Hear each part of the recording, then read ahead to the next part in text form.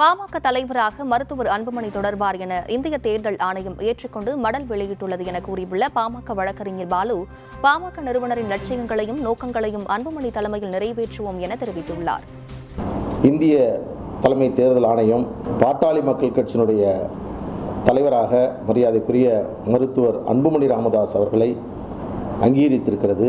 பாட்டாளி மக்கள் கட்சியினுடைய தலைமை அலுவலகம் தற்பொழுது பத்திரிகையாளர்கள் சந்திப்பு நடைபெறக்கூடிய இந்த இடமான நம்பர் 10 திலக் தெரு, டி நகர், சென்னை 17 என்பதை அங்கீகரித்திருக்கிறது.